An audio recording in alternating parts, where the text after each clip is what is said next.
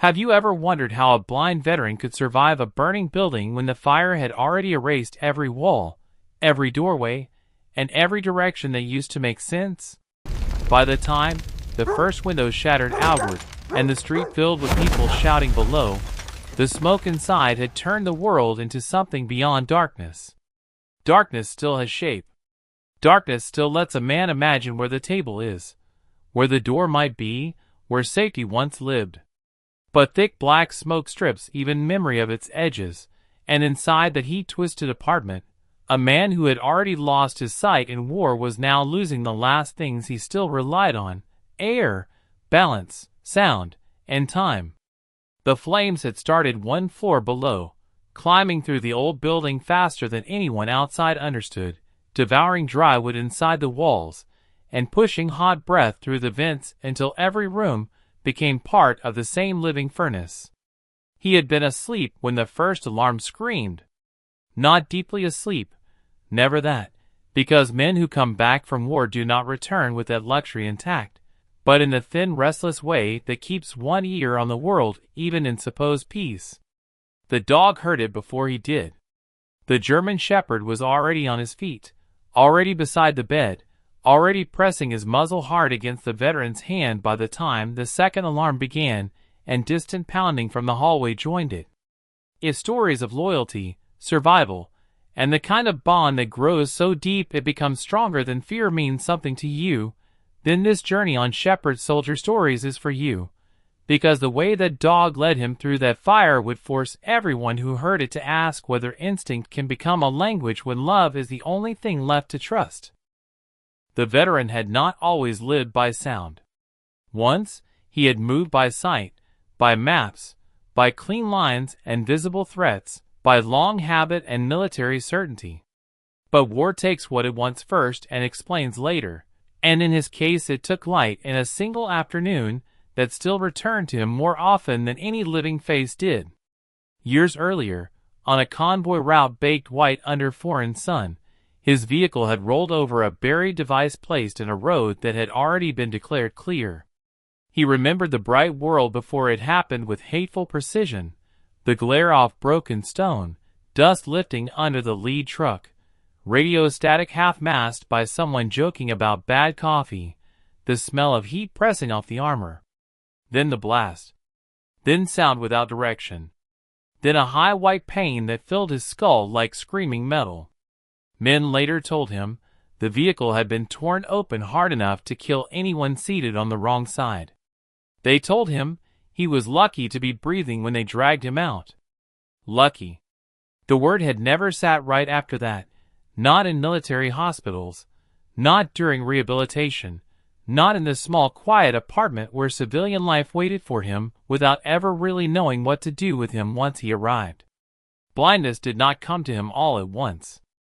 For a few days there were shapes, halos, red swirls behind bandages, a lie of returning vision that crueler men might have called hope.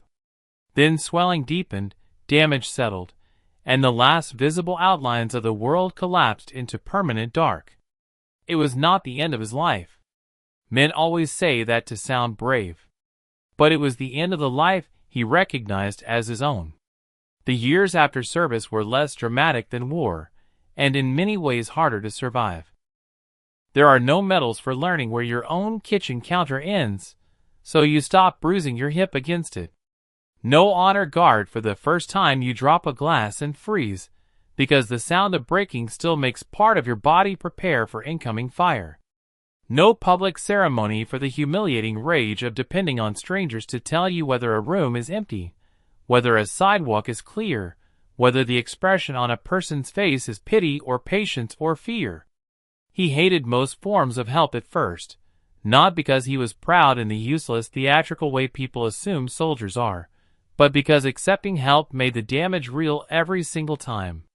He had survived one explosion only to spend months discovering how many ordinary things sight had once done for him without permission. Count stairs. Read silence. Measure danger by distance. Recognize the difference between a friend pausing in the doorway and a stranger lingering too long. Men spoke to him more gently after the injury, And he hated that too. The world around him lowered its voice, as if blindness had reached into his skull and reduced him there as well. What finally cut through that suffocating version of survival was not therapy, not official support groups, not the patient well-meaning specialists who taught him cane travel and orientation drills. It was the dog. The German Shepherd came into his life through a veteran support placement program, though calling it placement made the relationship sound administrative, almost polite, when nothing about it felt small or bureaucratic to the man who received him. The dog was young then, not a puppy, but still early in full maturity, with a broad chest, thick black and tan coat, and the taut alert stillness of an animal bred to work rather than simply exist.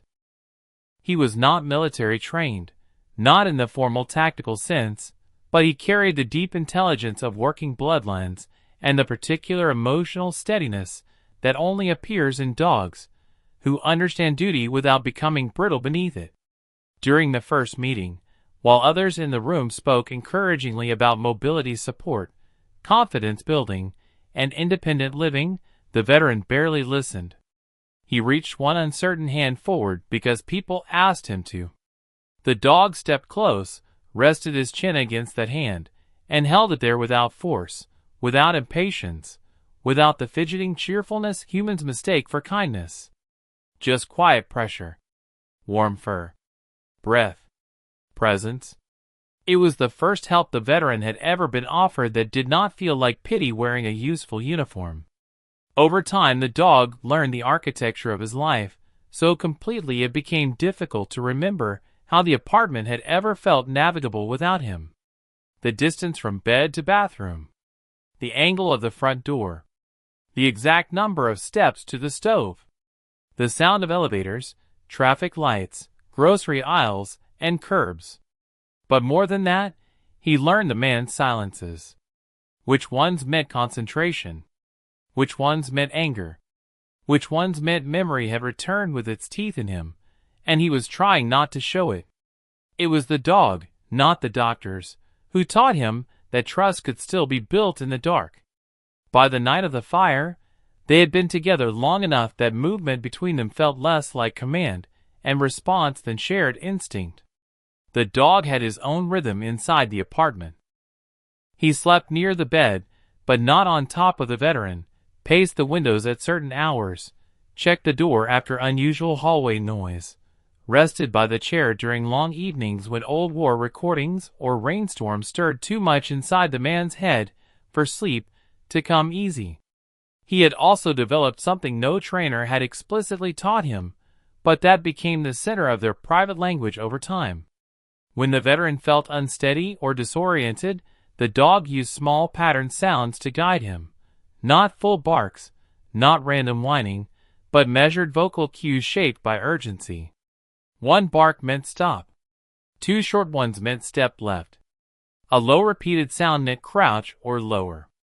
The system had begun accidentally during the first year after placement, when the veteran lost orientation in a crowded train station and the dog, agitated by human pressure and noise, started giving clipped vocal bursts that the man followed almost unconsciously toward open space.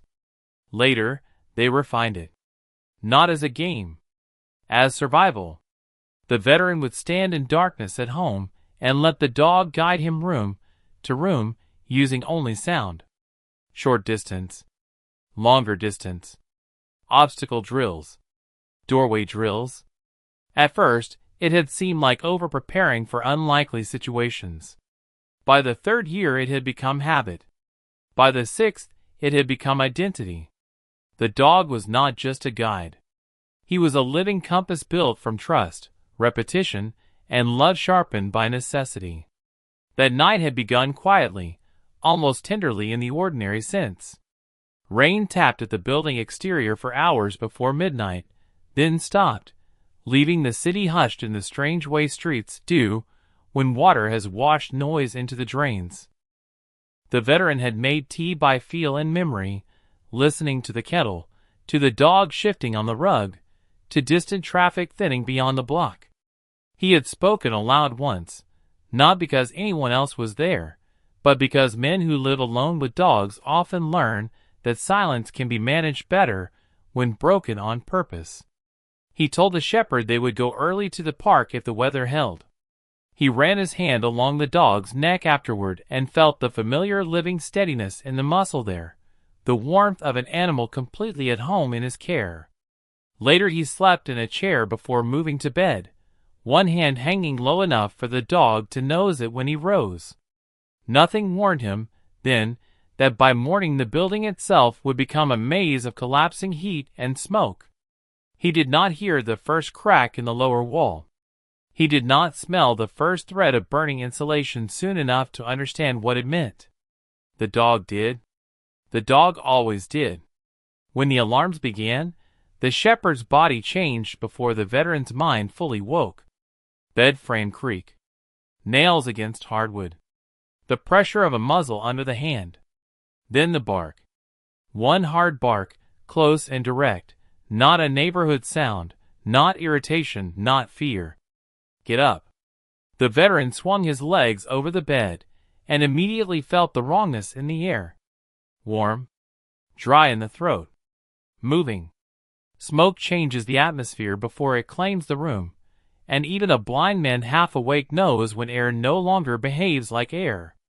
He reached for the bedside cane, but the dog barked twice sharply and moved toward the bedroom door, then back again, not leaving him, pulling him. He stood, one hand on the harness, one on the wall, and the first cough hit before he reached the hallway. Not the shallow cough of dust or stale heat. The kind that steals chest and throat together. Somewhere outside, people were shouting through walls. A child cried. Something heavy slammed below them, followed by the ugly roar of fire finding fresh oxygen. He knew then, fully awake at last, that this was not a manageable apartment fire in some far section of the building. This was structural. Fast. The dog pulled left. 2 short barks. Avoid the hall dresser. Then another single bark. Stop. Heat rolled under the apartment door like opening an oven. Wrong way. The front exit was already lost. What followed in the next few minutes would later sound impossible to people who only hear stories after danger becomes narrative. But while living inside it, nothing felt cinematic. It felt immediate, physical, stripped down to raw pieces of choice and instinct. The veteran dropped low because the dog gave the crouch sound, one hand gripping harness, knees finding floor through memory before the body fully wanted to obey. Smoke was already pressing along the ceiling and sinking lower in folds too thick to let the room breathe.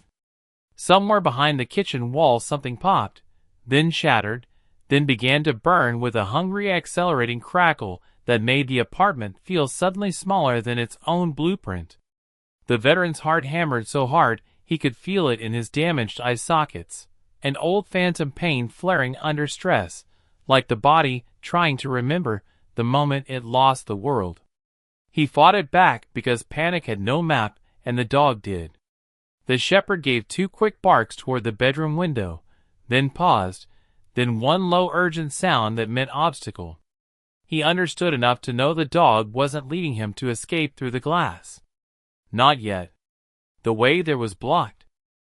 Maybe by fallen shelf, maybe by burning curtain, maybe by something worse.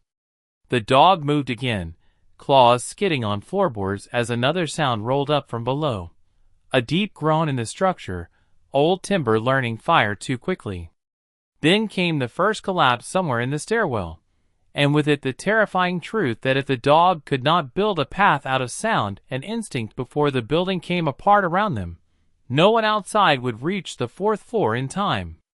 The stairwell died with a sound he would never stop hearing, even years later when safer days returned and people assumed fire belonged only to the past. It was not one clean crash. It was a sequence.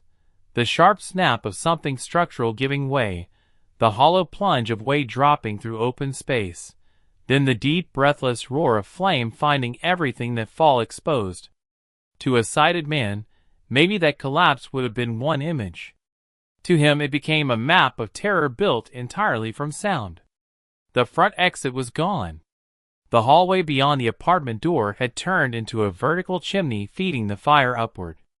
The veteran stayed low on instinct, and because the German shepherd would not let him rise. The dog circled back, shoulder pressing hard into the man's thigh as if anchoring him to the floor. Then came one bark. Pause. 2 barks. Pause. 1 bark again, sharper this time. The pattern meant move right, then stop, then right again. He followed immediately, one hand locked around the harness, the other sweeping the floor and lower wall ahead of him. Heat licked the apartment from 2 directions now, the hallway and the kitchen side, and the air tasted bitter, electrical, thick with the kind of smoke that does not only choke but confuses, pushes inward, steals judgment by starving the brain one breath at a time. Somewhere outside his own coughing, another alarm joined the first, then another, until the building sounded like a trapped machine screaming through its own metal lungs. The apartment had once been simple in the reassuring way that smaller places often are. Bedroom, narrow hall, living room with the old chair by the window, kitchen tucked left with 2 little counter space, and a stove he could navigate by touch better than most sighted men managed by eye. But fire destroys simplicity first.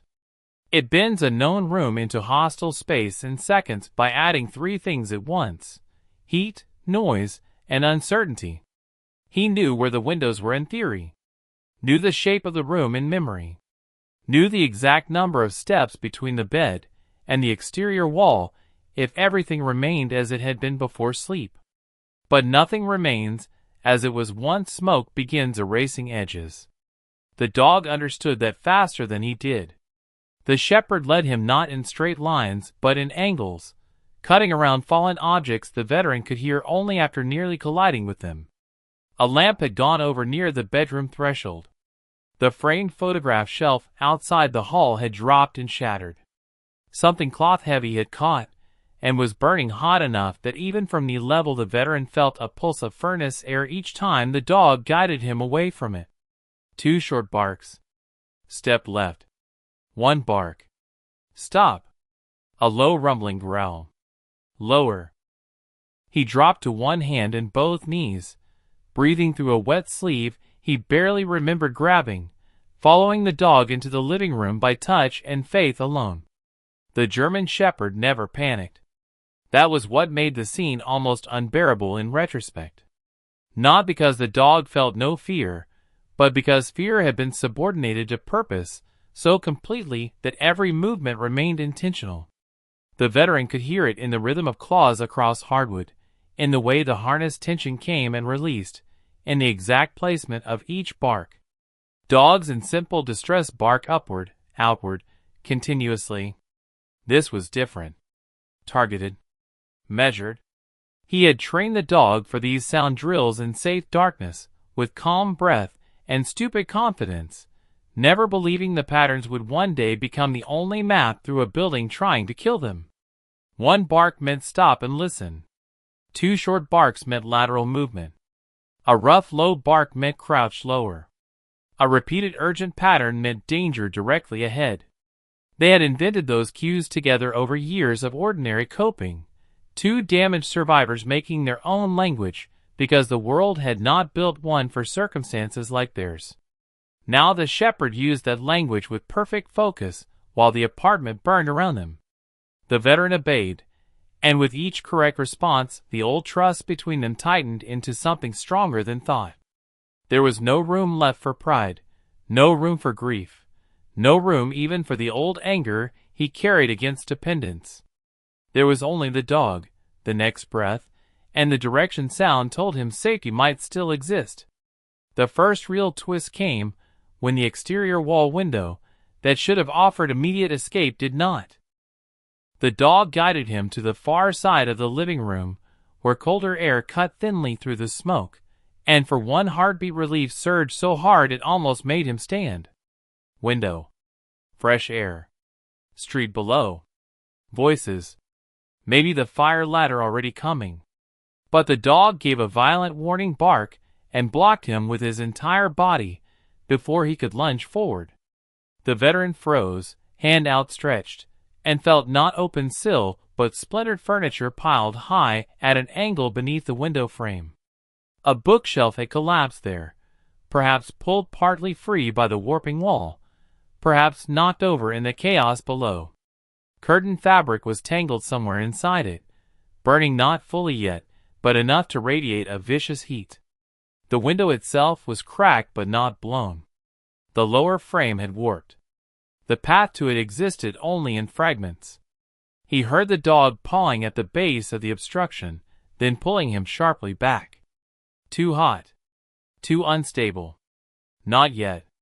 He swallowed smoke, coughed until his ribs seized, and forced himself to keep listening rather than surrender to the blind animal impulse of pushing straight toward air. A sighted man might have tried climbing through and died under flaming debris. The dog knew better. The dog understood the room not as memory, but as present danger translated through sound, smell, and heat pressure. That realization struck the veteran, with a strange clarity, in the middle of suffocation. For all his military training, for all his years learning independence without sight, the most capable being in that apartment now was the one with 4 legs. Outside, the street had become its own storm. He could hear people below, but sound in urban fire travels badly once glass, sirens, concrete, and panic start throwing it back at itself. Someone was shouting up from the pavement. Another voice yelled for residents on the top floor. A child cried from somewhere lower in the building, then vanished into the larger noise. The veteran could not tell whether firefighters were already inside or still cutting through access problems at the entrance. He caught one brief distant note of a truck horn, then the hydraulic whine of equipment, then a voice through a bullhorn too broken by echo to be useful. None of it mattered yet, because no rescuer outside could tell him where to place his next hand. The dog could.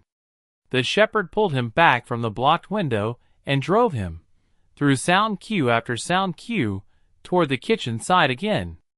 At first the veteran thought the animal had made a mistake. The heat there was worse. Flames were definitely feeding somewhere behind that wall, and each second the kitchen appliances snapped and ticked as if the whole room were under attack by invisible hammers. But the dog was not taking him into the kitchen. He was steering him to the utility alcove beside it, a narrow passage near the back service door that led to a small maintenance balcony and the exterior fire escape that the veteran had almost forgotten existed because he never used it. The front stairs had always been easier. The fire escape was rusted, awkward, half obstructed by old planters and city neglect. In peacetime, people ignore the exits they do not need. In fire, memory punishes that laziness fast. The problem was that the back service door stuck even on good days. In winter damp it swelled in the frame. He had cursed it more than once while taking out trash, with the dog waiting patiently behind him. Now, with heat changing pressure through the building and metal warping in its own ways, that door might as well have been a sealed hatch unless they could reach and force it before the kitchen ignited fully. The dog gave 2 barks, pulling left around another fallen object, then 1 bark. Stop. The veteran reached out and touched counter edge. Good. Kitchen boundary. He moved along it crouched so low his shoulder brushed cabinet fronts. Smoke banked overhead in thick layers, but was lowering with every breath. His eyes, blind though they were, still burned from the chemicals and heat. Tears ran pointlessly down his face. The dog pressed in close, then advanced 1 pace at a time, barking only when correction was needed. Drawer handle. Broken mug shards. Fallen stool. He worked past them by feel. Then the shepherd barked 3 times in a pattern they had almost never used. Urgent obstacle, high danger, immediate decision. The veteran stopped dead. A gas line? Open flame? No, the next second told him. Something above the stove gave way, and crashed across the kitchen island with a heavyweight crackling impact that sent a wall of heat across his back even from several feet away.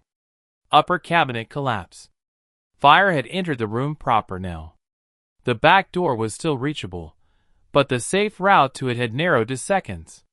His hands found the utility wall, then the old code hook mounted beside the service exit. The dog barked once. Here.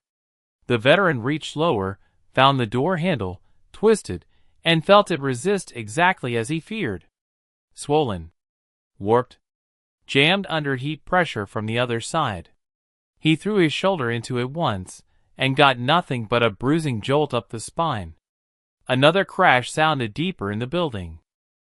Somewhere below, another part of the stairwell or corridor surrendered.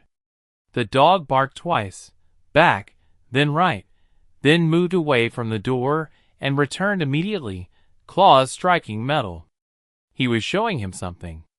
The veteran dropped one hand lower and felt the old cast-iron umbrella stand near the wall, half forgotten, usually filled with a cane, a folded travel umbrella, and whatever else life leaves near doors. Empty now except for one loose metal shaft. He grabbed it. Understanding came in one bright hard line. Not brute force on the handle. Pry the frame. He jammed the shaft near the latch and heaved while the dog barked once, then once again, encouraging direction and hold. The first attempt slipped.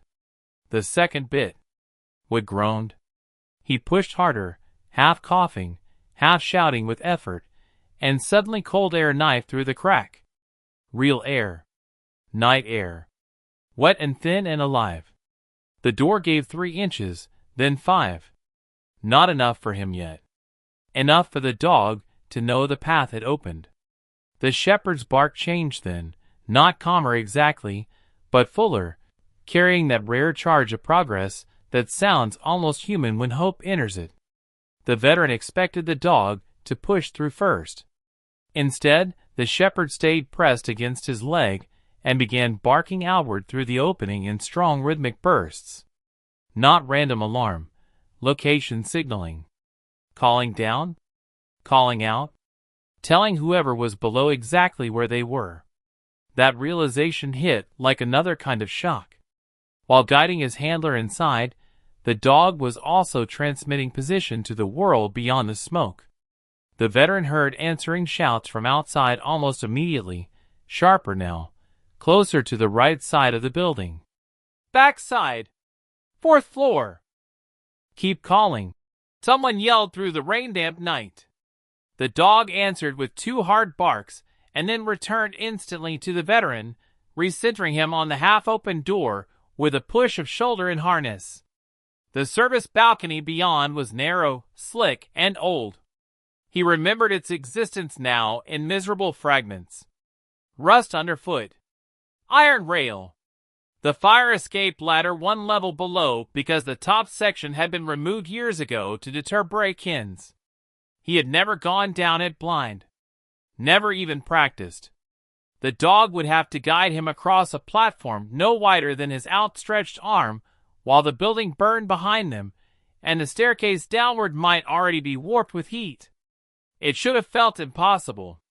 Instead, standing at that threshold with smoke boiling from the kitchen and the shepherd vibrating with urgency at his side, impossibility had become too luxurious a concept to spend time on.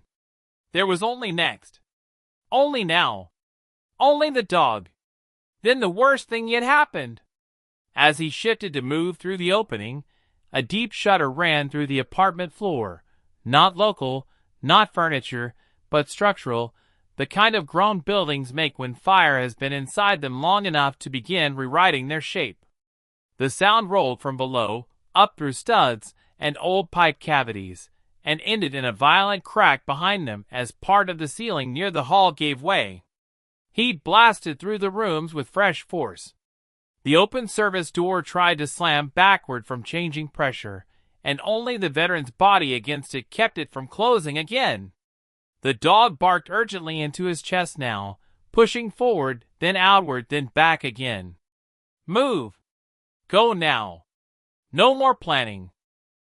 The veteran gripped the frame with one hand, harness with the other, and stepped blind into the cold outside air just as flames found the kitchen curtains behind them, and the apartment interior turned, in one roar, from burning home into an open furnace. The first thing that struck him outside was not relief. It was exposure. Inside the apartment, the fire had been everywhere and nowhere at once, a thing of heat and blindness pressing in from all directions. But the moment he stepped onto the narrow service balcony, the danger changed shape. The cold night air slashed into his lungs so sharply it almost made him choke harder, and beneath his boots he felt rusted metal slick with rain and grit, too narrow for error, too old for trust. The city roared somewhere below in a way that no longer sounded distant now that the wall was gone. Sirens wailed from the street. People shouted upward. Radios crackled. Water hammered other sections of the building.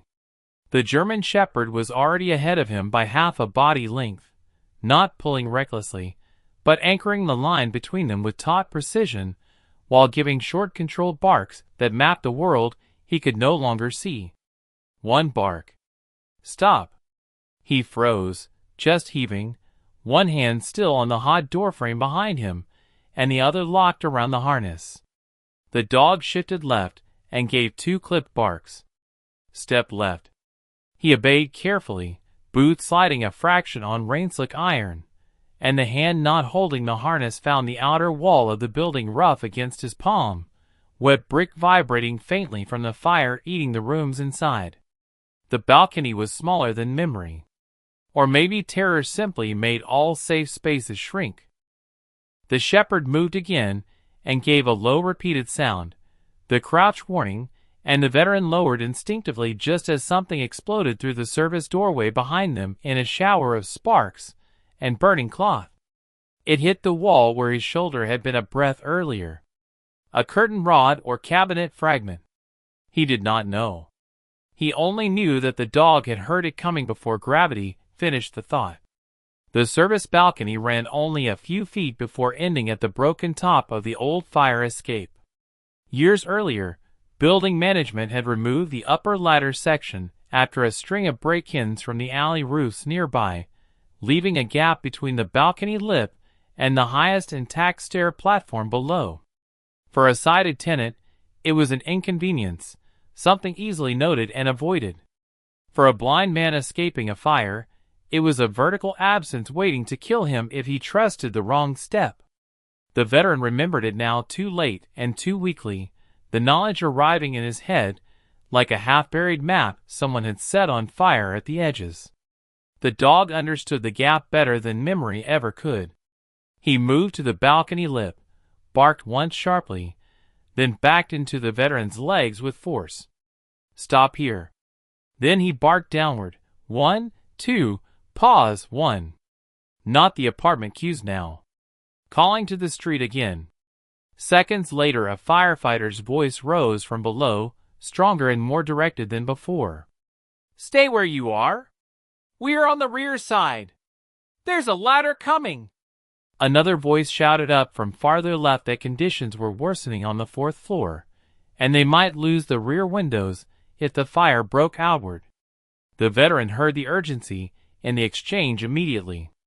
The ground crews were coming, but the building might fail first. The dog gave a low, restless sound and paced the lip.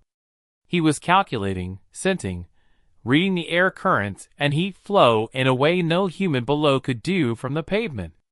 Then he returned and pressed hard against the veteran's knee, not calming him, but reminding him to keep listening. Trust the sound. Trust me. He crouched on the balcony with one hand on the dog's shoulder and the other on the railing, forcing his breathing into something slower than panic demanded. Below, metal clanged against brick as firefighters repositioned a ground ladder through alley trash cans and parked vehicles too tight to the rear access line. Above, glass shattered outward from a higher window, raining down in a deadly scatter that hit metal, pavement, and the hood of some vehicle with bright snapping impacts. The veteran flinched at the sound and the dog instantly shifted closer, body contact replacing sight the way it always had. The shepherd's fur was wet and hot at the same time, soaked by rain, heated by fire, living proof that the world still had one reliable shape left in it. The veteran reached for the balcony rail with both hands and tested its strength by reflex, hating himself a little for doing it because there was no better option anyway. The iron groaned but held. Then came another deep shudder from the building, stronger than the first. Not just his apartment now. The entire rear wall seemed to pulse with strain. Old structures talk before they die if you know how to hear them. Long moans in the studs. Popping mortar. A vibration in the plumbing stack. He had heard that kind of warning once before in another country under mortar fire, when a damaged building leaned into collapse while his team was still inside. The body never forgets certain sounds. It just learns new reasons to fear them. Somewhere under that memory sat a quieter one too, almost cruel in its timing. The deadness of hospital rooms after he'd lost his sight, the way people told him he would adapt, the way they said darkness becomes manageable if you accept it long enough. But this darkness was not the one he had adapted to. This one moved. This one burned. And the only thing translating it into survival was the dog. The firefighters on the ground were arguing now, not from incompetence, but because the rear alley offered them bad choices and less time. The building's lower floors vented fire through windows that made the safest ladder angle impossible. The balcony itself was too narrow for a straightforward basket extraction. The top of the ground ladder would reach slightly below and to the right of his position if they could stabilize it, but he would have to descend blind onto it or jump the gap to the upper rung platform and be guided down from there. Neither option sounded survivable. The veteran almost laughed once, a broken bitter noise swallowed immediately by coughing, because war had taught him that survival rarely comes dressed in options that sound survivable. The dog barked sharply at the alley, drawing a new response. "Can you move down one level?" someone shouted. The veteran opened his mouth to answer, but smoke stole the first attempt. On the second, he managed, "Blind. Dog guiding." The sentence changed the tone below. No pity. No confusion. Just recalculation. One firefighter's voice came back fast and hard. "Stay low. We're coming to you. Keep the dog barking." The shepherd seemed to understand that command belonged to him as much as to the man. He stepped to the lip again and gave 3 strong barks downward, each one placed with the precision of a signal flare. The veteran realized then that the dog was doing more than asking for help. He was fixing their location in the noise so rescuers could work around a building they could not fully trust and a victim who could not see them coming. Then the balcony floor shifted under his boots. It was subtle at first, a metallic complaint deep in the mounting brackets, followed by a tiny tilt no sober landlord would ever admit had existed before the fire. But the dog reacted instantly. One violent bark. Back. The veteran jerked away from the outer lip just as one of the lower support bolts snapped with a sound like a pistol shot. The whole balcony dipped 3 sickening inches outward and stopped. For now. He slammed shoulder and hip into the wall, dragging the dog with him by harness and instinct, while loose rust and brick dust spilled into the alley below. Shouts erupted from the firefighters. The latter team started yelling for immediate reposition, not because they had suddenly lost them, but because the angle of rescue had changed and every second spent arguing with physics in a fire is another second borrowed from someone else's lungs. The veteran felt terror then in its purest stripped-down form. Not dramatic fear, not the cinematic kind, but the ugly certainty that the piece of metal under him could decide on its own when their story ended. His hand shook on the railing. The dog pressed into him once, then pulled away just enough to bark the crouch signal again. Lower center of gravity. Less stress on the frame. He dropped to both knees immediately. Even now the animal was thinking structurally. Sound. Weight. Position. Survival reduced to principles simple enough to obey in chaos. It would have been miraculous if it were not also so brutally practical. Another problem announced itself almost immediately after.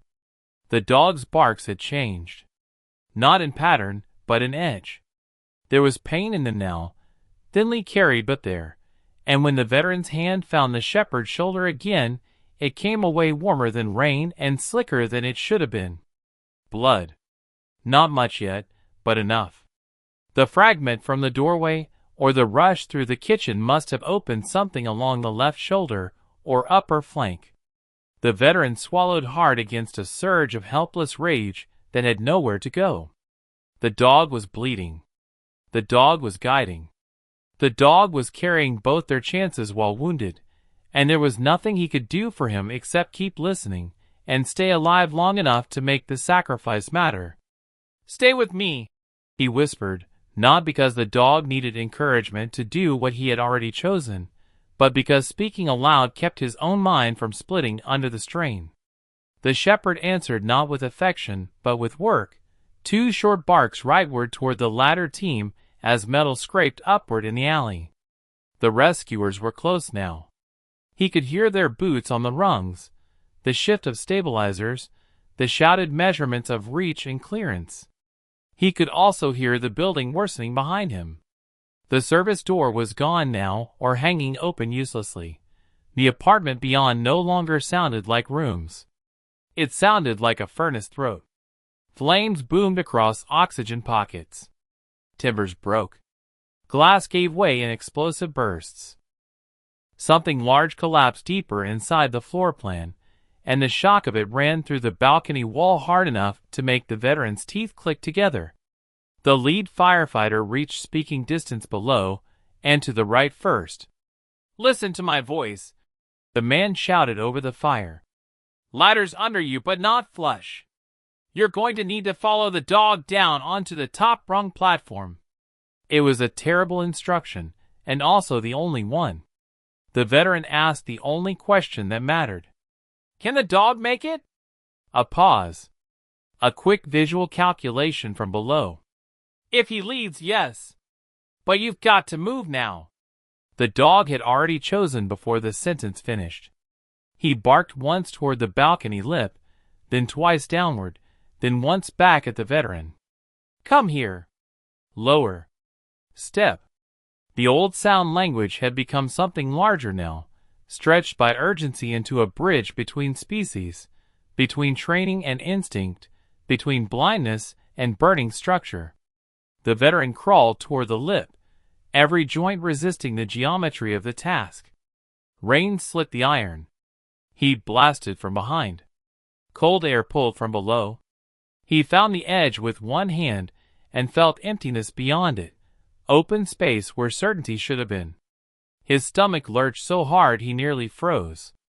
Then the dog barked directly below him from the gap itself. Impossible for half a heartbeat, until he understood. The shepherd had already jumped, already crossed the broken span to the top of the ladder platform below. The barks rising now were not from safety, but from position. Here. Here. Here. The veteran almost shouted his name in fear and disbelief.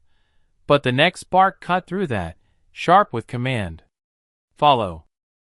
He lowered himself feet first over the balcony edge, fingers screaming against wet iron, searching with blind boots for metal that was not where stairs should have been.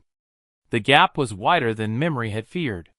For one suspended second, he hung between building and alley, body turned into weight and guesswork, while the dog barked from below in exact rhythm.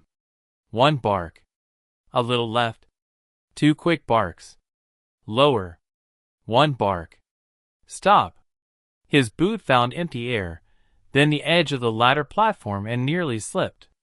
He gasped, slammed one knee against cold metal, and half fell, half landed onto the top rung assembly so hard the breath punched out of him. The dog was there instantly, body against his chest and arm, keeping him from pitching sideways into open dark.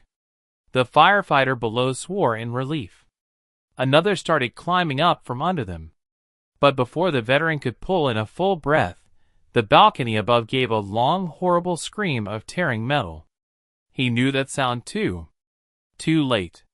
Too late. And the only thing between him and the falling structure now was whether the dog could move them again before gravity decided for all of them. The balcony ripped free an instant later, not all at once, but in stages cruel enough to let every person beneath it understand exactly what was happening before it finished. First came the metallic shriek of brackets peeling out of ancient brick. Then the thunder of the platform above twisting outward under its own dead weight. Then the rain of rust, bolts, and shattered masonry sprang into the alley as the entire section, where he had been crouching only seconds before, tore loose from the wall and dropped past them in a crashing blur. The veteran flattened by instinct he no longer had to see to obey, both arms locking around the ladder rails, while the German shepherd shoved hard into his ribs and chest, forcing his center of balance inward toward the building. The fallen balcony struck the lower fire escape with a sound like steel colliding inside a drum, shearing away part of the rail and sending sparks and debris into the wet dark below. The ladder platform beneath him bucked violently.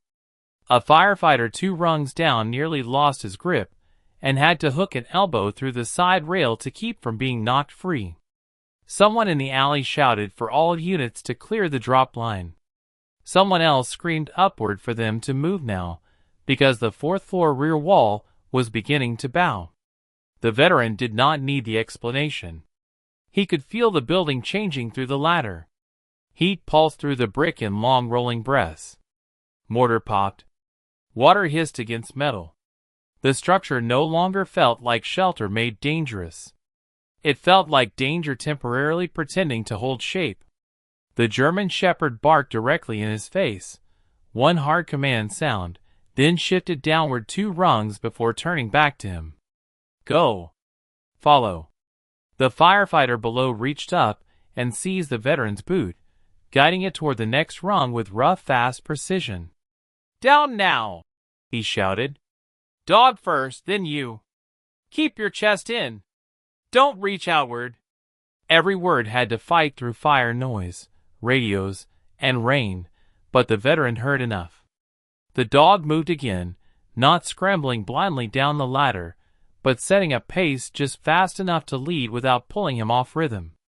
1 bark. Step. 2 quick barks. Lower left foot. 1 bark. Pause. The veteran clung to those sounds the way drowning men cling to wreckage. He did not think in full ideas anymore.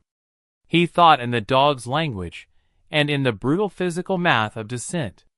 Wet rung. Weight shift. Harness tension. Breath. Cough. Heat. Another rung. The firefighter beneath him kept one hand free to guide boots when needed, the other locked on the rail, climbing backward under impossible conditions, because that was what the job required. Somewhere above, glass burst outward from the apartment windows and shattered across the alley like thrown ice. Flame pushed into open air behind them with a roar so large it seemed briefly to silence every other sound on earth. The veteran felt it across the back of his neck and shoulders even in the rain, a hard flattening wave of heat that turned skin into warning.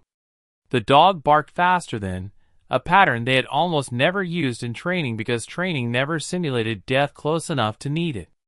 Immediate movement. No hesitation. The veteran obeyed with desperate accuracy, letting the dog's rhythm replace fear before fear could lock his muscles and leave him hanging there to burn. They were still too high. That was the part no one below could hide in their voices. A rear alley ladder rescue from the 4th floor is survivable when the building stays in one piece and the victim can see the rails, the gaps, the men reaching up, the flames at the window. It becomes something else entirely when the victim is blind, smoke-filled, half-choked, and descending behind an injured dog while fire is actively rewriting the structure above. He could hear water streams hitting the wrong side of the building, redirected because interior crews had not yet reached full rear access. He could hear command trying to pull personnel out of the lower corridor because the front stair stack was compromised. Most dangerously, he could hear another tenant still screaming from a different rear window 1 floor above the fire line, trapped and disoriented somewhere behind the building's expanding chaos. That sound tore through him because it made the whole scene larger than his own fear. They were not alone in this disaster. They were simply the first small piece of it trying to survive out where the city could hear. The dog paused 2 more rungs down and barked sharply sideways. The veteran froze. A section of railing on the left had been torn partly loose by the falling balcony, hanging jagged and unstable. The dog was warning him not to trust it for balance. He kept his entire weight inward, chest scraping brick, fingers white-knuckled around the right rail. The firefighter below adjusted with him, taking more of the guiding burden through the next 3 steps until the damaged section passed. "Good," the man said once, breathless and fierce, not as encouragement but as directional truth. "Keep going. Dog's got you. Keep going." The veteran wanted to believe that reaching the lower ladder section would mean safety, but fire does not reward hope that cheaply. When they dropped below the level of the 4th floor windows, the smoke changed direction. Instead of blowing over them from behind, it began funneling downward through the exterior shaft between buildings, trapped by the alley's narrowness and the rain-cooled air below. Thick black smoke poured around the ladder in choking waves, stealing what little orientation sound had still preserved. The dog shape disappeared from touch for 1 heartbeat, and then returned as shoulder against shin, bark against iron, breath against wet metal. That single missed instant nearly broke him. He realized then just how little remained between survival and total disintegration. No sight. No usable memory of the ladder's full length. No stable building behind him. No clean air. Only sound cues from a dog who was himself injured, exhausted, and operating inside smoke thick enough to erase the world for any creature not built by love and work to keep finding it anyway. The veteran coughed so hard he almost lost the rung. His right hand slipped. The firefighter caught his ankle and slammed it back into metal just as the German shepherd barked with explosive force from below. 1 bark, then 1 again, closer, angrier, more urgent than anything before. "Hold. Stay. Do not let go." He clung through the coughing spasm, chest heaving so violently his ribs felt wired shut, until the worst of it passed. Then the dog moved again. 1 rung lower. 1 bark. Another rung. Another bark. Not fear now. Not emotion. Pure navigation. The veteran followed because there was literally nothing else left in the world capable of leading him through that darkness. Below them, firefighters had finally managed to angle a second support ladder beneath the first, creating a wider receiving point 2 floors down where hands, air masks, and rescue harnesses waited. The problem was getting there before the upper ladder or the wall itself failed. The command voice rising from the alley had changed in tone now too. Less instruction. More countdown. Men use that tone when probabilities are closing and everyone knows it. "Move him! Move him now!" someone shouted. Another voice yelled that the rear wall had active cracking at the upper right window line. Water hammered brick. Steam rose in bursts where heat met spray. The veteran kept descending, each rung an act of faith more than coordination. Then the dog stopped again.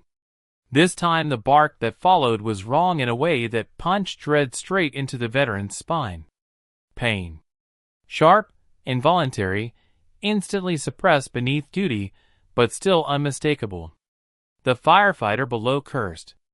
"Dog's paws caught," he shouted downward. The veteran's entire body went cold despite the heat around them. He tried to move toward the sound, but the firefighter locked a hand against his shin and barked back. "Stay on the rail! Don't shift!"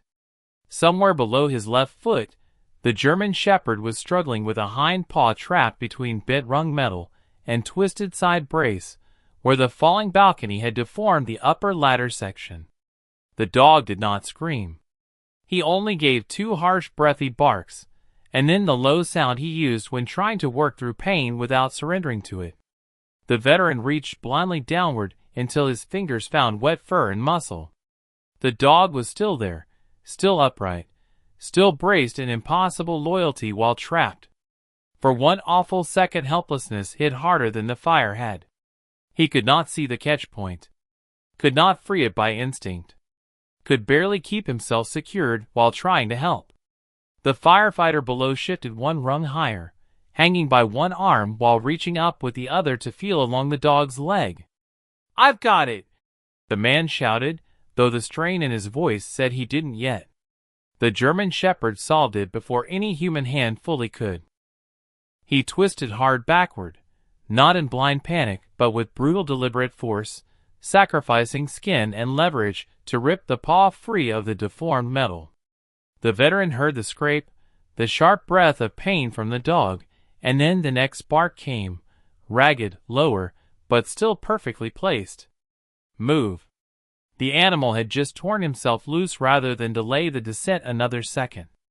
Blood dripped warm onto the veteran's wrist where his hand still brushed the dog's flank. There was no time to feel what that meant. There was only the next rung, and the next and the next. The firefighter below guided the veteran downward until waiting hands from the lower ladder team could reach his calves and belt. A rescue mask was pushed against his face from beneath. "Breathe through this," someone yelled. Cool filtered air flooded his lungs in one unnatural blessed rush, and the relief of it was so violent it nearly made him black out. He clung harder instead, because the dog was not yet safe. "The dog!" he tried to say, but the mask warped the words into panic sounds. The men below understood anyway. They had heard enough of the story already in the alley and through command. They had seen the way the animal was working him down. No one below treated the shepherd like luggage or afterthought. One firefighter climbed past the veteran despite all sane instincts and reached up through smoke and rain toward the dog's chest, while another anchored his belt from below. The German Shepherd fought the assistance for half a second, not from fear of men, but because his job had not ended in his own mind. He was still above the veteran, still between him and the fire. Then the veteran forced one hand off the rail, found the dog's muzzle for the briefest touch, and said the only word he had left enough breath to give. "Enough." Maybe the dog understood the sound. Maybe he understood the hand. Maybe he only understood that the man was finally breathing clean air again. Whatever the reason, the resistance stopped. They came down together the last stretch in a tangle of human arms, wet harness, injured dog, and collapsing time. The veteran felt boots reach solid support beneath him. Real ground, slick pavement, not ladder. Hands pulled him backward away from the building. The mask stayed on. Someone wrapped an arm around his shoulders. Another voice shouted that the dog was clear too. For one blind, terrified instant the veteran did not believe it. He reached forward against resisting hands until fingers found wet fur, and the hard line of the shepherd's ribs rising and falling. Alive. Trembling. Burn-hot along one side and shaking from exhaustion, but alive. The veteran bent over him there on the soaked pavement while the building roared overhead and people moved around them in disciplined chaos, and he felt something inside his chest give way that had been held under military control for too many years to count. Not panic. Not weakness. Release. The dog had led him through a world built entirely of fire and sound, translating collapse into bark patterns, smoke into direction, terror into obedience. The firefighters got them farther back then, toward the triage line, because the building was still failing and another section of rear wall was beginning to bulge outward above the service balcony remains. Medics tried to separate man and dog. They failed at first. The veteran would not release the harness. The dog would not release contact with the veteran's leg. It took a woman's voice, calm and low and experienced, to crouch beside them and say, "We can only save him if you let us treat him now." That broke through. Barely. The veteran nodded once, still breathing through the mask, and loosened his grip. The shepherd was lifted onto a veterinary board with more care than many men ever receive in catastrophe. Even then, as they carried him toward emergency treatment under flashing lights and rain, the dog turned his head toward the veteran and gave one final clipped bark. Not fear. Not pain. Location. "I'm here." And for the first time since the blast that stole his sight years earlier, the veteran understood that darkness itself was not what had nearly killed him. It was the lie that he had to face it alone. They moved him under a rescue tent first, though tent was too gentle a word for the frantic patch of order carved out beside a burning building that still might come down before dawn. Rain hammered the canvas overhead in dull, hard bursts. Radios spat clipped updates from every direction. Somewhere beyond the medic line a generator throbbed beneath a shriek of saws, and the pounding hiss of water striking superheated brick. The veteran sat on the edge of a folding treatment bench with an oxygen mask strapped tight over his face, wet formal night clothes half cut open by medics checking for burns, smoke damage, fractures, and the more dangerous hidden things that do not declare themselves until later, when a man is no longer busy surviving. Hands moved over him quickly, professionally, but he barely registered where they touched. His entire body remained turned toward the place where they had taken the German shepherd. He could not see the veterinary station, but he could hear enough to build a terrible picture. The clink of metal instruments. Soft urgent commands. The snap of packaging. The low whine of a monitor. A woman asking for saline flush and pain control. Someone else saying the left hind paw was torn but not crushed. Another voice mentioning heat exposure, smoke inhalation, superficial burns along the shoulder line, dehydration, elevated heart rate. All of it came to him through the oxygen hiss and the crackling building across the lot, but one fact cut through every other sound with unbearable force. The dog was alive long enough to be worked on. Alive meant time. Alive meant possibility. Alive meant whatever debt the world owed that animal had not yet been collected in full. The veteran tried twice to stand before anyone stopped pretending he was stable enough to be patient.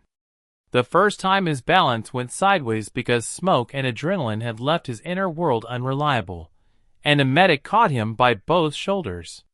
The second time he got a full step farther and almost tore the oxygen line free before a firefighter who had come down the ladder with him blocked the path and said in a voice roughened by soot and urgency, "He's still fighting, but if you go down now, you don't help him."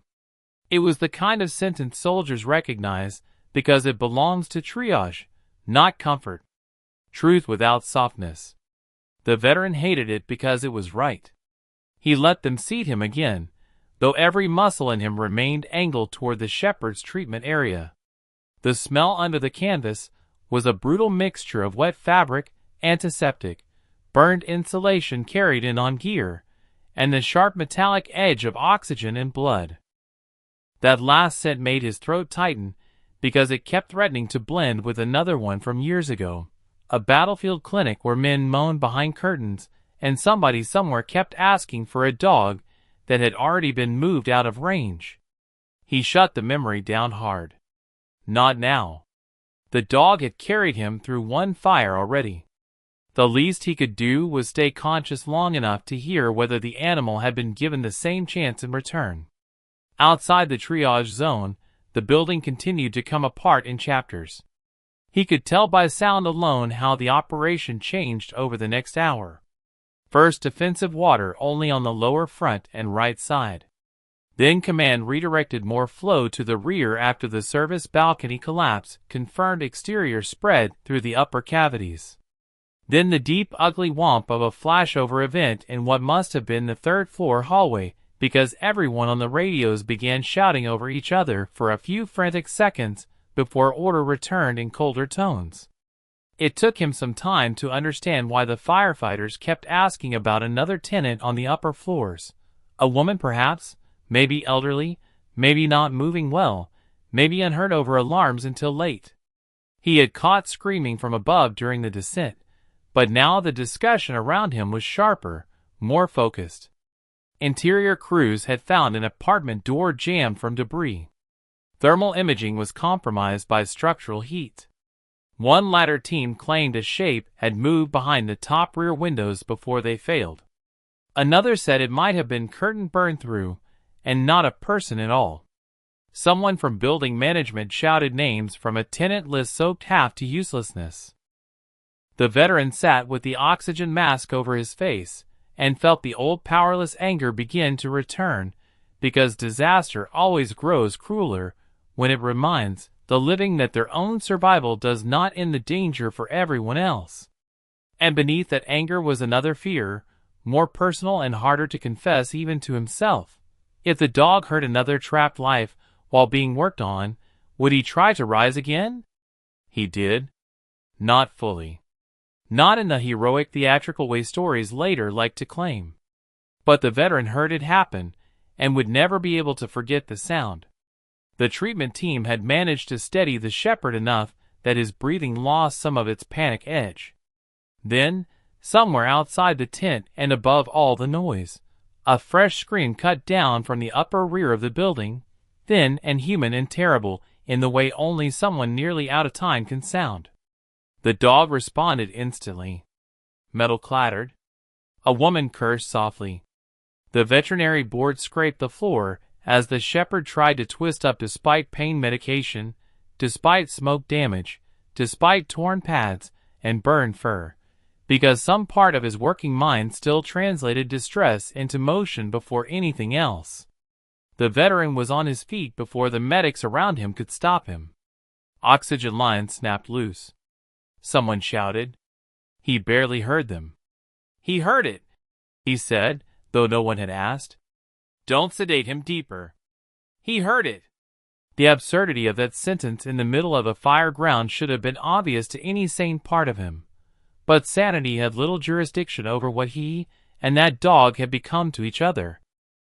The same firefighter who had stopped him earlier stepped close again, stood black at face, and rain-dark gear carrying the authority of a man who had already seen too much in one night. There may still be another victim up there, he said. We're trying to get a line to the rear top. The veteran grabbed the man's sleeve hard enough that the bunker gear crinkled in his fist. Use the dog, he said. The firefighter didn't answer immediately, not because he thought the idea insane, but because he understood at once how dangerous it was. The shepherd was wounded. The structure was degrading. No command officer would sign off lightly on letting an injured guide dog participate in an active search around a half-collapsing building. And yet everyone present had watched that same animal navigate sound, heat, and structural danger more accurately than any human assumption during the rescue. The veteran could hear the conflict in the firefighter's silence. Rules on one side. Truth on the other. The veteran calmed enough to explain, though his heart was hitting so hard he could feel it in his throat. The dog could localize distress through heavy obstruction better than most people in that chaos, because he had spent years learning to separate useful sounds from panic, because he had just guided through active fire using acoustic markers, and because right now he was already telling them with his own body that the screaming voice outside had fixed somewhere in his working mind. He doesn't need to go in, the veteran said, forcing each word through damaged lungs. Bring him where he can hear. Let him tell you direction. That reframed it. Not deployment. Not heroics. Information. The firefighter called the idea up the chain in the clipped shorthand of men too busy to waste words. Another voice objected immediately, probably command or safety. Another argued back that rear visual was gone, and the dog had already located one hidden hazard none of their own assessments caught quickly enough. A paramedic near the dog said he was stable enough for minimal repositioning, if kept under control and monitored. The veterinarian, to her everlasting credit, did not romanticize the decision. She stated plainly what the animal's condition could tolerate, and what it could not. No reentry. No climb. No unsupported exertion. Short controlled exposure for directional assessment only. The veteran listened to all of it, while the German Shepherd kept emitting the same restless, low-working sounds from the board, not panicked, not broken, but focused in the way he always became when he believed a life still depended on him. The answer finally came down not as a grand approval, but as a hard practical concession. 5 minutes, someone said. If the dog can orient us, we use it. If he crashes, we stop. They moved the Shepherd on the board itself to the rear alley command point, where the open air carried building noise in brutal layered waves. Rain had eased to a cold mist by then, and the firelight painted heat into the darkness even for men who could not see flames directly from where they stood. The veteran insisted on going with them, and this time no one stopped him, perhaps because everyone present understood the dog's sound language existed between the two of them as much as within the dog himself. Wrapped in a blanket, and still streaked with soot and blood, the German Shepherd lifted his head the moment the alley sounds opened around him. The veteran crouched beside the board despite protest from a medic and rested one hand near the harness line, not gripping, only present. "Find it," he whispered, and the dog went still. Not motionless and fatigued. Working still. The veteran could hear the building breathing around them. Fire deep inside the walls, water strike, structural groan, radios, shouted ladder placements, the hiss of steam. Somewhere above all that, faint and intermittent, came the trapped tenants' cries again. Not from the upper rear, as some had assumed. Slightly left. Slightly inward. The dog's ears angled first, then his muzzle. He gave one bark. Paused. Then two in a different direction. The veteran followed the pattern with his own head, building a vector in darkness the way they had done in training so many times that the logic lived below language now. "Not the rear window," he said immediately. "Left side corner. Upper interior near the old plumbing stack." A latter lieutenant swore softly because that would place the missing tenant not at the visible broken windows, but deeper inside an apartment cut off by the most compromised section of the stairwell. Harder to reach. Easier to miss. Exactly the kind of place where someone could keep screaming into the wrong void, while fire crews searched the wrong angle. The dog barked again, sharper now, and shifted his nose downward half a degree, then up. The veteran felt the meaning before anyone else. Vertical separation.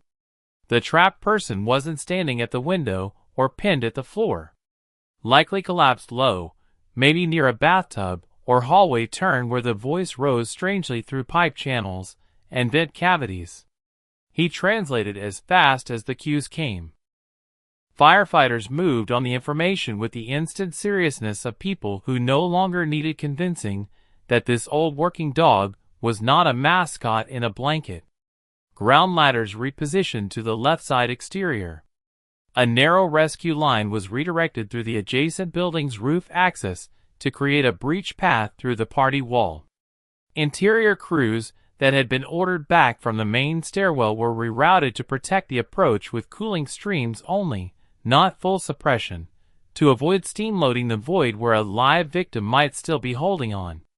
The veteran listened to all of it with that strange doubled feeling of uselessness and essentiality that disasters often impose. He could not climb. He could not cut walls. He could barely stay upright without swaying. Yet without the dog and without the years of shared sound language between them, the search might still be centered on the wrong side of a dying building. He bent closer to the Shepherd and felt the animal's breath coming harder now, not from confusion, but from effort. "Almost done," he said, though he had no right to promise it. The dog answered with one softer bark, almost impatient, as if reassurance meant nothing while work remained. Time changed texture after that. It no longer felt like minutes passing one after another. It felt like tension stretched across distance, while everyone waited to hear whether the dog had been right again. The veteran sat on the wet pavement beside the board because his knees no longer wanted to hold him, and because sitting made the world easier to track through sound. He heard roof crews forcing entry from the neighboring building. Heard masonry tools bite through old wall. Heard command repeat the probable victim location twice. Heard one rescuer call out into a void and received nothing. Then another call, closer in. Then silence, so complete it became its own sound. The German shepherd's body went rigid under the blanket. He gave one sharp bark toward the upper left corner. Then came the answer, not a scream this time, but a weak broken cough, close enough to a microphone or open breech that everyone in the alley heard it at once. Men who had spent the last 2 hours moving like professionals under pressure let relief crack through them audibly. "Victim located!" someone shouted from above, and the entire rear command line surged into a new mode. Extraction order. Medical prep. Wall support caution. Ladder receive team ready. The veteran lowered his forehead for 1 second against the dog's neck and closed his hand in the fur there, not because the danger was over, but because he finally understood what the night was becoming. It was no longer only the story of a blind man surviving fire through the sounds his dog gave him. It was becoming the story of a dog so committed to his work that even wounded and half poisoned by smoke, he refused to stop guiding the living out of darkness, even when those living were strangers. Then the warning no one wanted came over the radio in the same flat tone people use when fear has no time left to sound emotional. Rear wall movement increasing. All exterior teams prepare for emergency collapse zone expansion. The victim was found. Not yet clear. The dog was alive. Barely stable. And the part of the building holding all of it together had started to fail again. The order to widen the collapse zone changed the sound of the alley immediately. Boots pounded over wet pavement. Metal ladders scraped backward. Command voices sharpened and lost every spare syllable. Even the firefighters, who had learned to trust the dog signals, now had to pull farther from the rear wall, because once masonry starts thinking about falling, bravery becomes arithmetic, and arithmetic never cares how righteous a rescue feels. The veteran sat on the soaked ground with one hand in the German shepherd's fur and listened to all of it happen around him, powerless in the oldest and most intimate way he knew. Somewhere above, a trapped survivor had finally been located because of the dog. Somewhere above, teams were trying to cut that life free before the building decided the question for them. And somewhere inside his own chest, guilt had begun rising again with a new face. It was not only the old guilt of surviving the blast that took his sight. Not only the old bitterness of needing help. This was sharper. Because now he understood that the dog had saved him from the fire, helped locate another victim while half broken himself, and was still alert enough to try to rise every time the radio traffic changed in tone. There are moments when love stops feeling gentle and starts feeling unbearable, because it reveals too clearly how much one living being is willing to spend for another. The veteran had spent years thinking he was the one being kept alive by training, discipline, and adaptation. In that alley, beside that wounded shepherd, with a building cracking open over both of them, he knew the truth was more humiliating and more beautiful than that. He was alive because the dog had refused every easier outcome. The veterinary medic knelt beside the board and checked the shepherd again, one hand at the ribs, another along the burned shoulder, then the hind paw where the twisted ladder metal had torn skin deep enough to leave blood dry black against wet fur. "He needs transport soon," she said to no one and everyone, because the sentence was both medical fact and impossible request. The dog's smoke exposure alone was enough to justify immediate transfer. Add heat stress, torn pads, possible muscle strain from the fall and the ladder, and the simple savage exhaustion of what he had already done, and any reasonable system would have moved him to emergency care without another second spent on scene. But fire grounds are built out of unreasonable seconds. The veteran felt the dog's breathing shift under his hand as the roof team above changed position. The shepherd's whole body tuned to it. Ears lifted. Muzzle angled. One clip bark. Then silence. He was tracking the rescue in real time through noise alone, just as he had tracked the apartment, the balcony, and the ladder. The veteran swallowed hard and asked the medic the question he already feared the answer to. "If they take him now, will he crash?" The woman was honest in the calm, brutal way good emergency people often are. "If he stays much longer, maybe. If we move him too fast under this stress, maybe. Right now, the best thing keeping him stable is the fact that he still thinks he's working." That sentence cut deeper than the building noise. The dog's purpose was functioning like oxygen. Stop the mission too suddenly, and the body might finally admit how badly it was hurt. Keep him in it too long, and the same body might simply run out. Between those truths sat the veteran, the one life this animal had been assigned to protect and the one person now being asked, silently, to decide when enough was enough. Above them, tools bit deeper into old wall. The rescued tenant had gone from located to accessible, but not yet removable.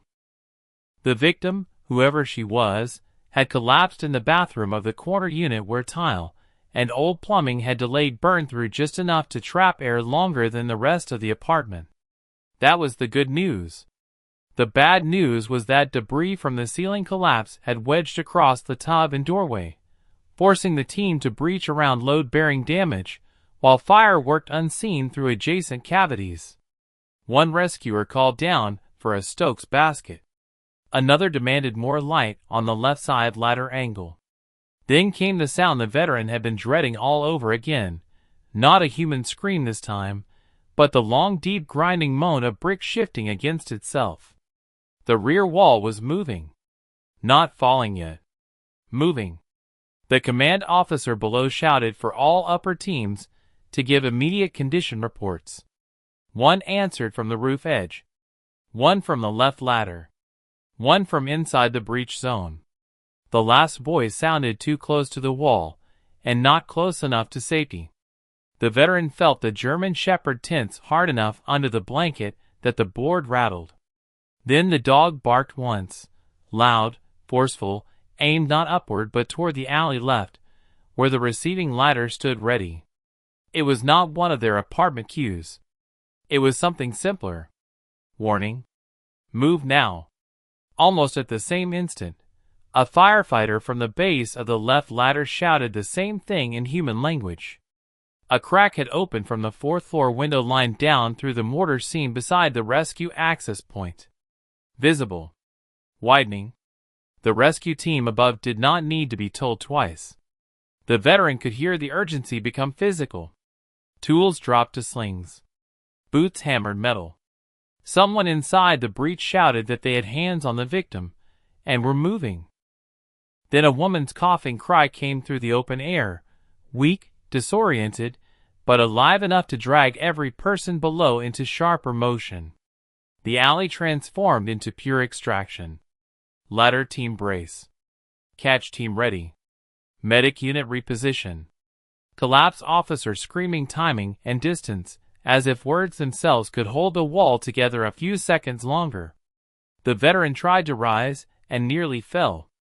A firefighter caught him and kept him down by force that was not disrespectful so much as merciful. "Stay here," the man said, and the veteran hated the command because it was right. He could do nothing with his body up there. But the dog could still hear what mattered. The German shepherd's head was high now despite pain, ears locked, breath rough but measured. Then he began giving short repeated barks toward the upper ladder line, not chaotic, not loud for the sake of loudness, but paced in a rhythm the veteran knew at once. Faster. Faster. Obstacle closing. No time. He shouted the interpretation before thinking, and one of the ladder men below related upward without embarrassment, because by now no one on that fire ground was too proud to use whatever language was keeping people alive.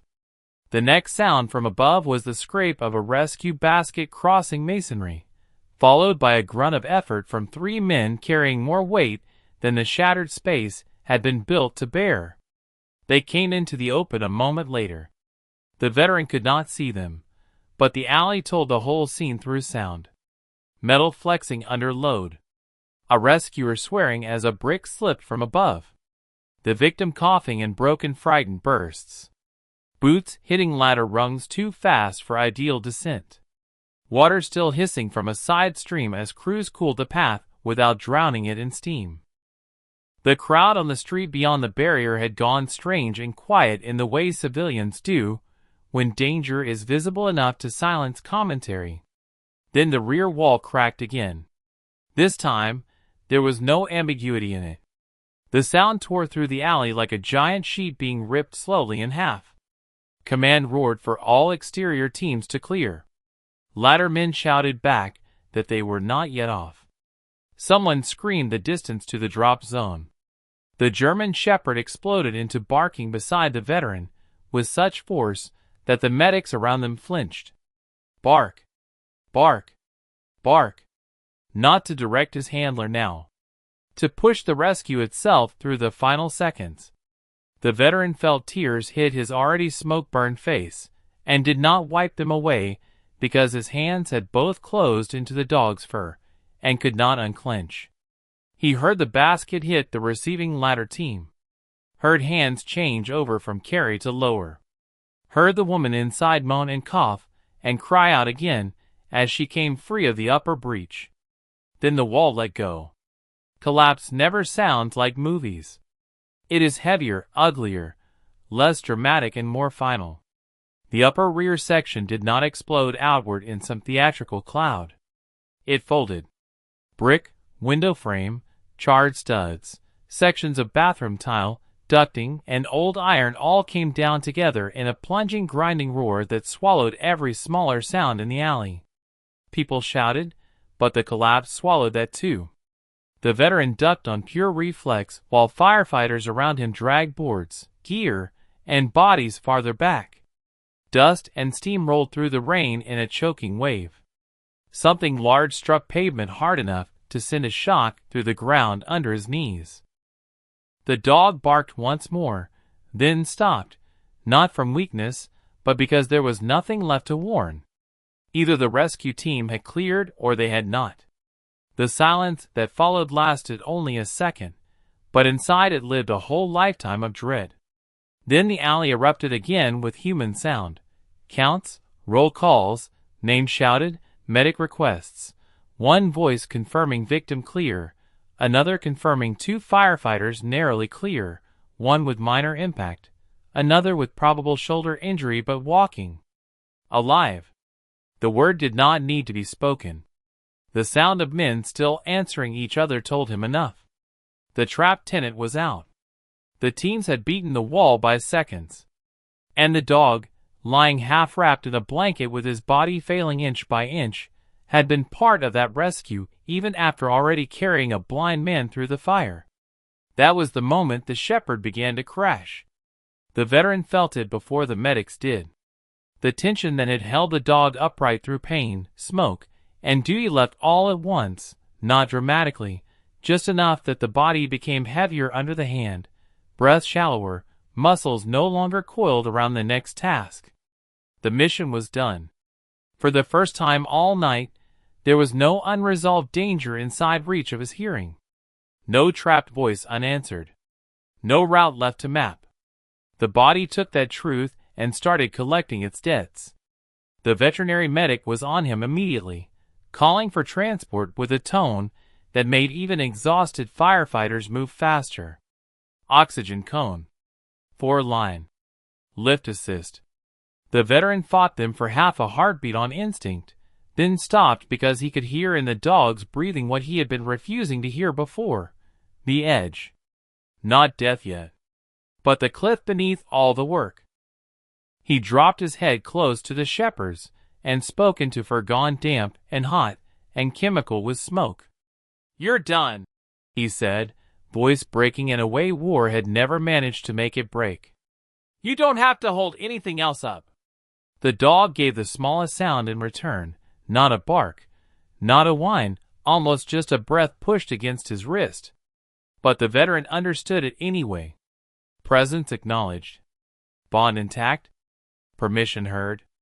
They loaded the shepherd into the transport unit, while the veteran stumbled after them under a blanket someone had thrown around his shoulders without asking. The rescued tenant, alive and coughing in another ambulance nearby, called hoarsely into the night asking who had found her. No one answered directly at first because there was too much motion and too many urgent tasks. But one firefighter, voice torn raw from smoke and yelling, said the plainest thing in the alley. The dog did. The ride to emergency treatment passed in fragments for the veteran because his own body had finally started demanding payment too. Smoke inhalation always waits until after the rescue to remind men that lungs are not built for heroics. His chest burned. Every breath hit in sharp, shallow catches. His head rang with old injury and new oxygen deprivation. Yet through all of it, he kept one hand on the shepherd whenever the medics allowed it. The dog lay on the transport mat with lines running, paw dressed, oxygen flowing, and still managed once or twice to angle his muzzle toward the veteran whenever the vehicle turned or braked. That nearly undid him more than the fire had. The animal was still orienting to him. Still checking. Still anchoring. It should have been the other way by now. Maybe that was the twist at the center of the whole night. The truth the veteran had spent years avoiding because it was too large to look at directly.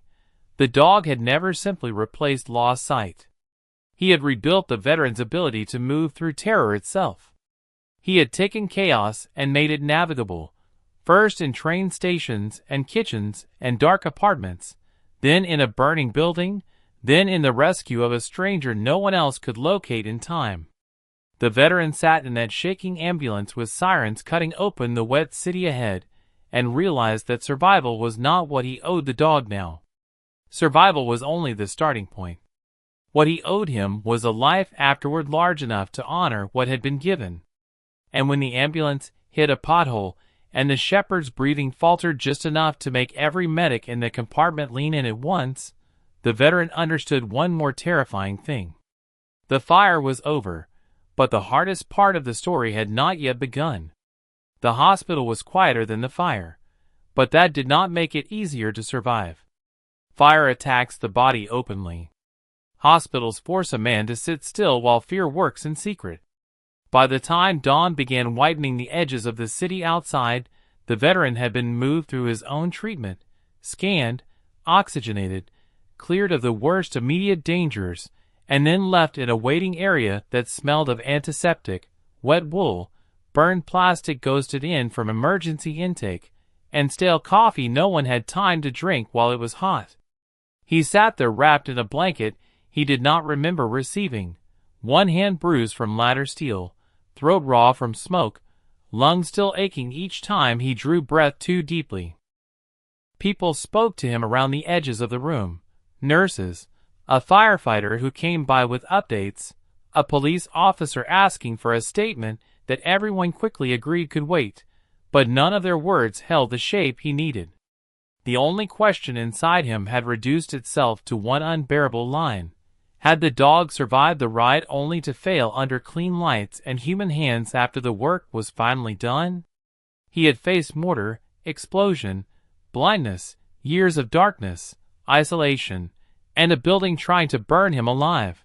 But nothing in all of that felt as powerless as listening to a veterinary surgeon's door open and close down the corridor, while not knowing whether the one living creature who had refused to abandon him was still on the right side of that door.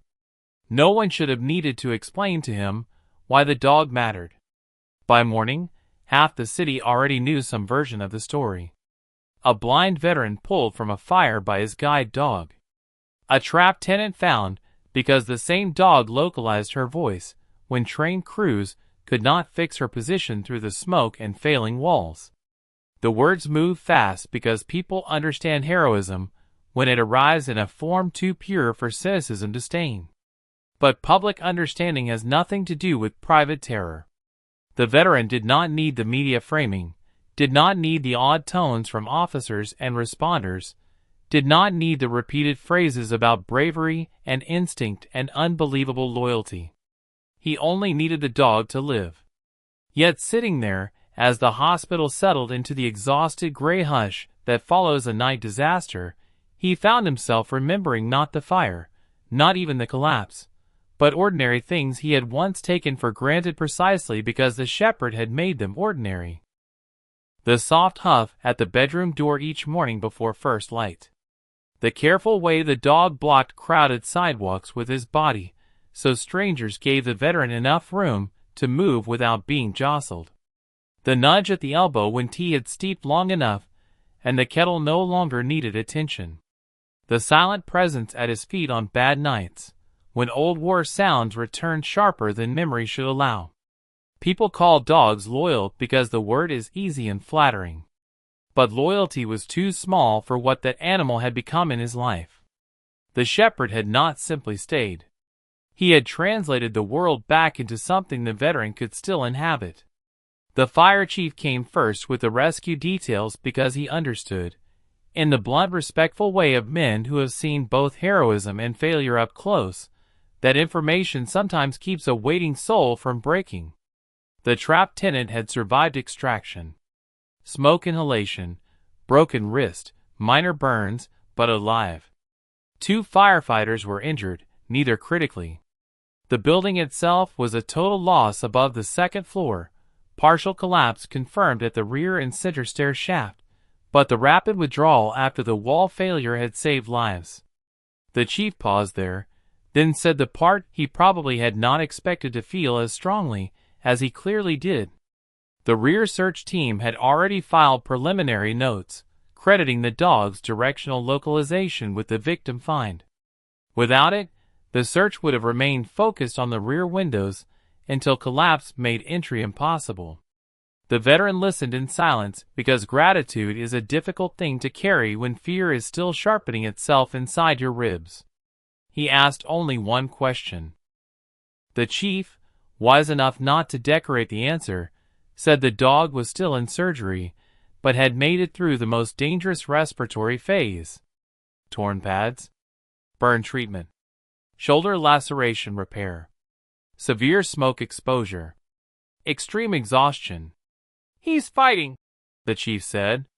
The veteran nodded once because if he had tried to speak then, the truth inside him would have come out too naked for strangers to bear. Of course he was fighting. The dog had been fighting since the first alarm. The real question was whether a body that loyal could be persuaded it was finally safe to stop. Memory came harder in waiting than it had in the fire, because waiting leaves room for it.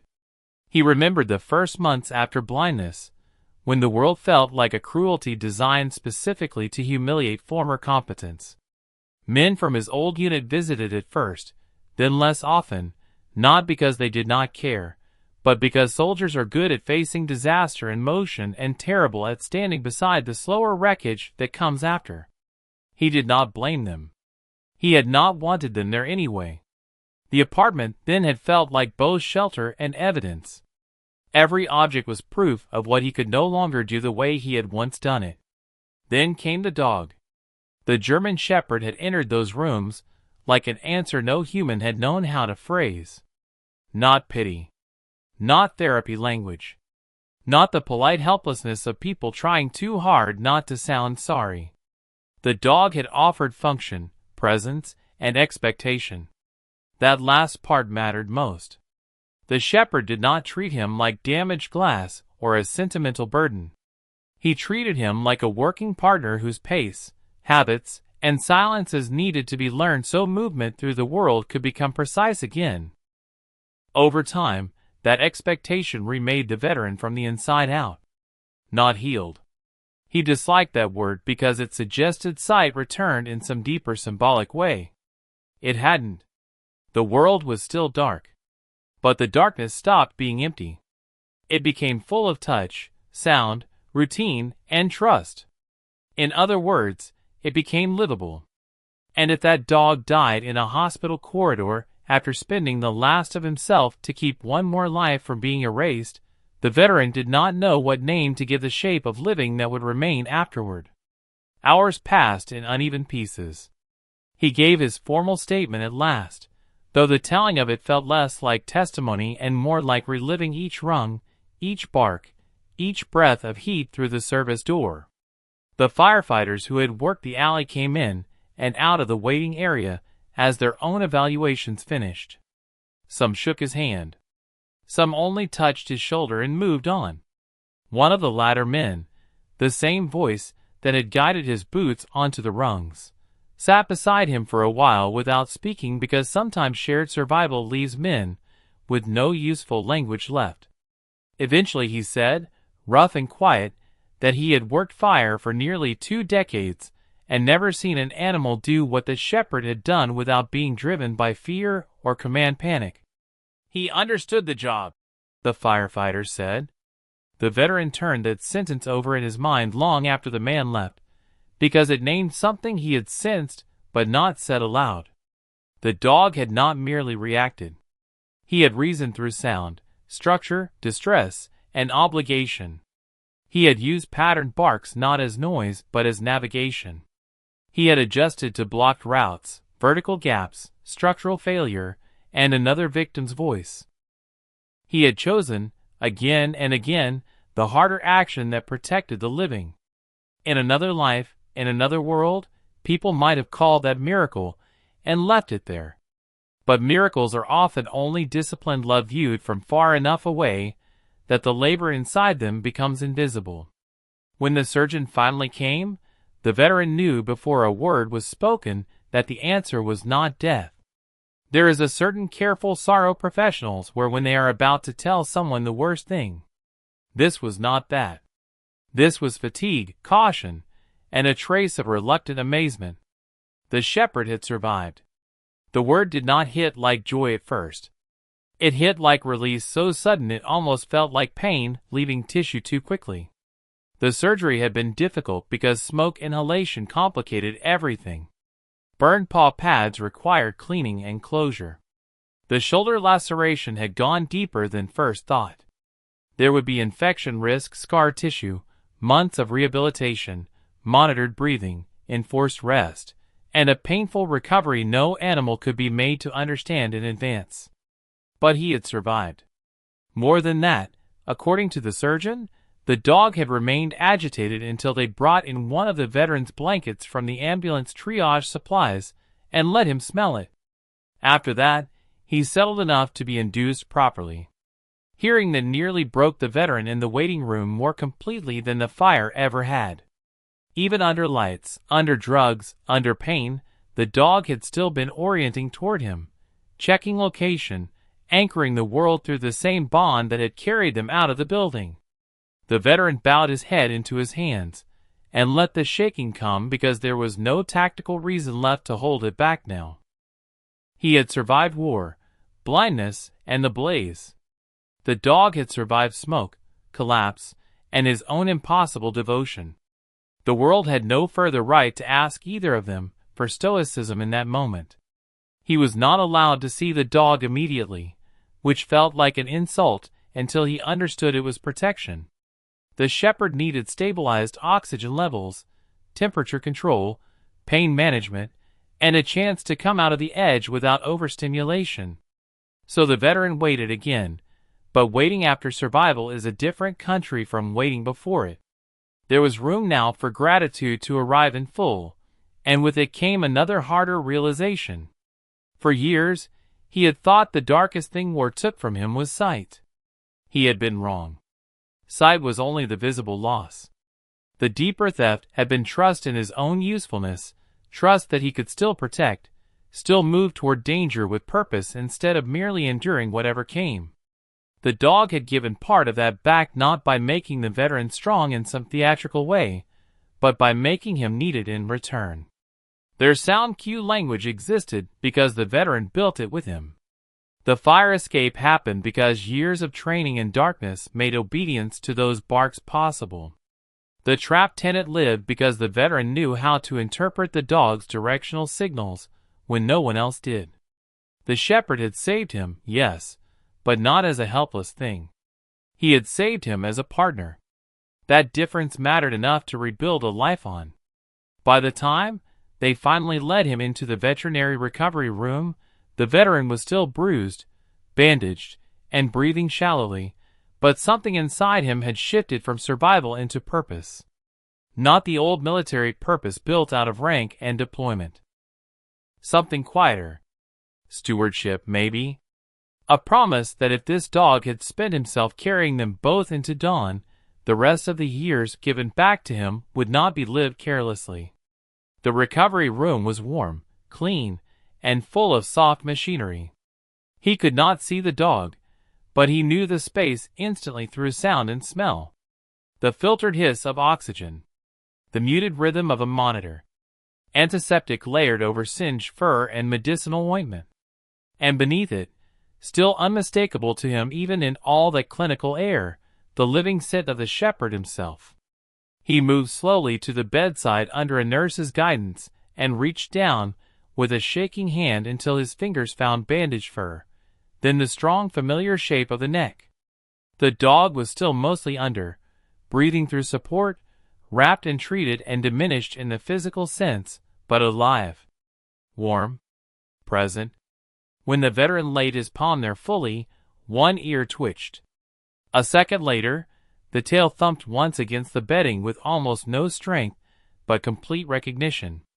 That was the moment the veteran finally lost whatever disciplined restraint remained, and wept in the ugly silent way older men do, when something too sacred to survive has, against all odds, survived anyway.